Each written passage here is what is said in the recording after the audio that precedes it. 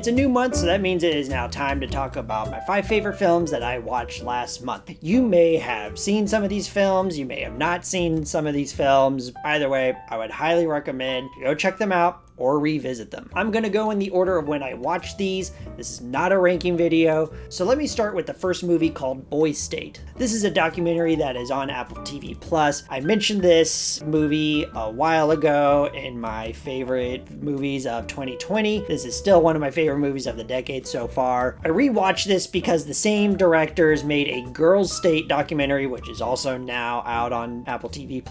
It's fascinating to see how the mindset switches from teenage boys just doing boy stuff, flipping immediately into a politician, and then going back to bros. All of the boys that this movie focuses on are very captivating and interesting in their own special ways. They each have their own storyline, and the documentary is well edited to see how these storylines cross from one another. It's got a good underdog story. If you love a good political movie, if you love a good election film, I would recommend this. You will either have a good time or you will be terrified knowing that this is what our future is going to look like. The second movie I want to talk about is Civil War. Now, I have talked about this a bit already. It's a good character study on journalism. The ethics about what to capture through imagery are interesting, and the themes of getting a shot through photography and weaponry are well explored too. The sound design is without a doubt the best feature of this film. The performances are great. The entire ensemble does a great job with elevating what they are given. Go see it in a theater. Go see it on the biggest screen possible. Next is the highest form of art that cinema can reach, and that film is Shrek 2. Shrek 2 follows similar beats, and it even has a very similar theme and message about who you are on the inside, not the outside. What's impressive to me, though, this is just my opinion, is that Shrek 2 is funnier. All of the jokes hit, the new characters are refreshing, and the supporting characters are well utilized. The soundtrack goes hard. Accidentally in Love, amazing. Funky Town, that's a bop.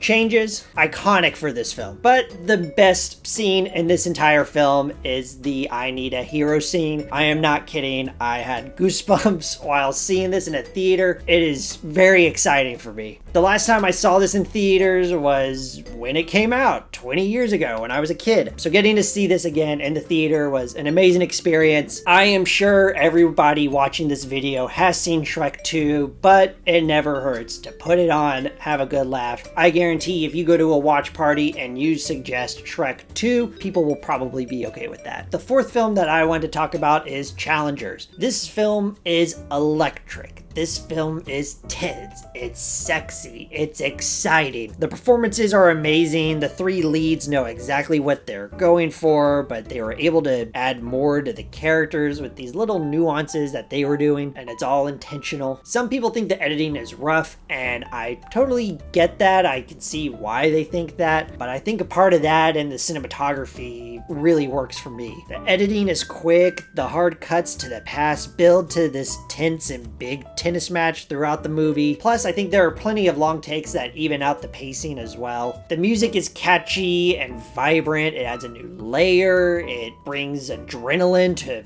already everything that is happening. I need more time to sit and listen, but this might be definitely my top 3 favorite Reznor and Ross scores. Also, the shots are so creative. The camera puts you in the court. There's dolly zooms. There's tons of moments where I would flinch because it literally felt like the tennis ball was coming right at you. Every time I thought I've seen every angle, they just surprise me with another angle and perspective. It is a wild ride, those final 15 minutes. Oh man, I was tense through that. My final movie is Alien, directed by Ridley Scott, a classic. Just like Shrek 2, this film was re-released into theaters, and you can't miss an opportunity like this because who knows when this will be played in a theater again. So I went and I love it. The practical sets and the lighting are extremely effective. The xenomorph is hiding in the dark and it's uncomfortable to watch. You can feel the scope of the world with the wide shots. The build up to the most iconic moment is nerve-wracking. The pure terror shown on their faces is